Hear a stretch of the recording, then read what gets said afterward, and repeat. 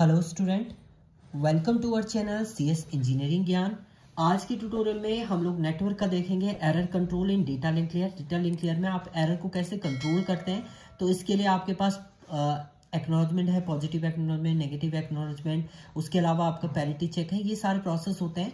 So error control in data link layer is the process of detecting and correcting data frame that has been corrupted और loss during transmission में कोई frame आपके corrupt हो जाते हैं या loss हो जाते हैं, तो उनको करेक्ट करना और उन्हें डिटेक्ट करना और उन्हें रिजॉल्व करना, वही आपका एरर कंट्रोल कहलाता है। In case of loss of corrected frame, the receiver does not receive the correct data frame and sender is ignorant about the loss. मतलब रिसीवर को तो रिसीव जो डेटा हो रहा है वो एक करेक्ट वे में नहीं हो रहा है, उसमें कुछ एरर है। तो सेंडर को तो ये लग रहा है कि मैंने तो जो डेटा सेंड किया था वही रिसीवर को मिल रहा है, बट सेंडर इग्नोर नहीं करेगा कि लॉस हुआ है, बट रिसीवर को क्या हो रहा है, कुछ लॉस हो जा रहा है। तो वही प्रोसेस आपका क्या होता है, एरर कंट्रोल की कंडीशन होती है। तो आपको एरर बताना है कि कहाँ पर आपका प्रॉब्लम है। सो data link layer flow a technique to detect transmit error and then take necessary action when the transmission of the frame whenever error is detected or frame is lost। तो आपका receiver को ही decide करना है कि आपका जो data है वो एक्सेप्ट करने लायक है या रिजेक्ट करने है और कहाँ पर आपका वो एरर है। The process is called automatic repeat request. इसमें आपका ऑटोमेटिक रिपीट रिक्वेस्ट यहाँ पर यूज होती है। फेसेस इन एरर कंट्रोल, एरर कंट्रोल के डिफरेंट फेसेस हैं। सबसे पहला error control mechanism in the data link layer involve the following phase. पहला है डिटेक्टिंग ऑफ एरर, सबसे पहले डिटेक्ट करेगा एरर को। Transmission error, if any it detect bye either the sending और रिसीविंग। सेंडर और रिसीवर पे अगर कोई एरर जनरेट हुई है, कोई एरर आई है, तो उसको डिटेक्ट करने का काम करता है आपका डिटेक्टिंग। दूसरा आता है आपका एक्नॉलेजमेंट।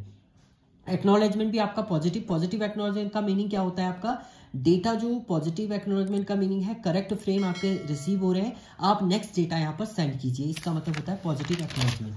नेगेटिव एक्नॉलेजमेंट का मीनिंग है कुछ डेटा का डैमेज हो चुका है एंड ये रिसीव करने लायक नहीं है, तो आप दोबारा से रीसेंड करेंगे पूरा डेटा। तो on the receiving a damage frame और duplicate frame, the receiver send and negative acknowledgement block back to the sender. Sender को एक नेगेटिव एक्नॉलेजमेंट दे देगा कि हमें जो रिसीव हो रहा फ्रेम वो डुप्लीकेट फ्रेम हो रहे हैं या डैमेज फ्रेम जो है वो रिसीव हो रहे हैं। इसके बाद नेक्स्ट रीट्रांसमिट की रिक्वेस्ट सेंड करेगा किसको, सेंडर को, एंड सेंडर रीट्रांसमिट करेगा डेटा को। तो इसके थ्रू आपका करेक्ट हो जाता है data.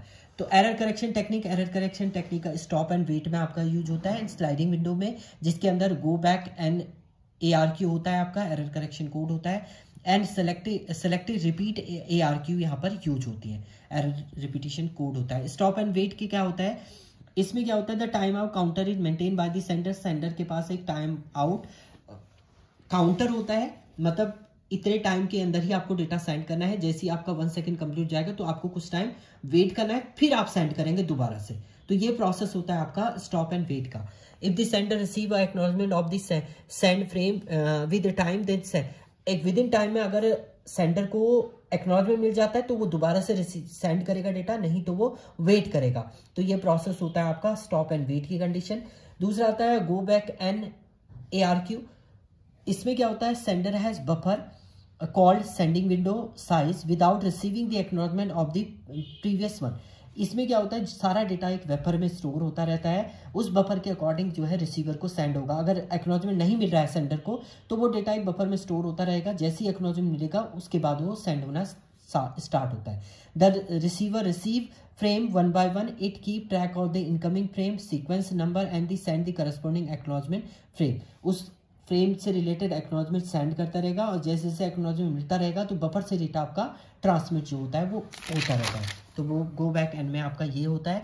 If the sender has receive positive acknowledgement for the all frame, it send next set of frame. अगर उसको पॉजिटिव एक्नॉलेजमेंट मिलेगा तो वो सेंड करेगा, नेगेटिव एक्नॉलेजमेंट मिलेगा तो वो आपका सेंड नहीं करेगा डेटा, एंड फिर रीट्रांसमिट होगा आपका होल डेटा।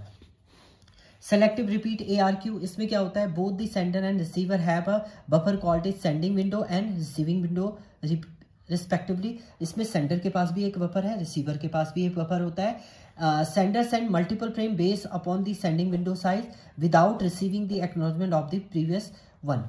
पुराने वाले का एक्नॉलेजमेंट सेंडर को नहीं मिल रहा, फिर भी वो क्या कर रहा है, सेंड कर दे रहा है, बट वो कहाँ स्टोर हो रहा है, आपका एक रिसीविंग आपका रिसीविंग बफर पे स्टोर हो रहा है। The receiver also receive multiple frame without the receiving window size, बिना रिसीविंग विंडो साइज के भी वो रिसीव करा क्योंकि आपका वो बफर में स्टोर हो रहा है। The receiver keep track of incoming frame sequence number buffer and frame, receiver को पता है कि कौन सा सीक्वेंस नंबर का डेटा आपका आ रहा है, बफर में क्या स्टोर हो रहा है, वो प्रोसेस है। उसके बाद आपका जब सारा डेटा आपको मिल जाएगा तो उसके बाद वो एक्नॉलेजमेंट जो सेंड करता है वो सेंडर को।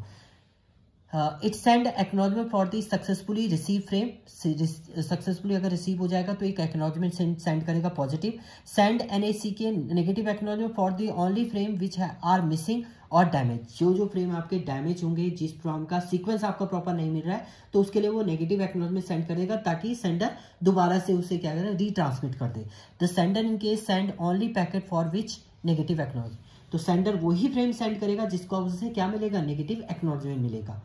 तो वही आपके फ्रेम जो होंगे ट्रांसमिट होंगे। अदर फ्रेम सेंडर को मिल चुके, रिसीवर को मिल चुके हैं तो वो सीक्वेंस उनको राइट अप करेगा, देन आपका रिसीव हो जाएगा डेटा।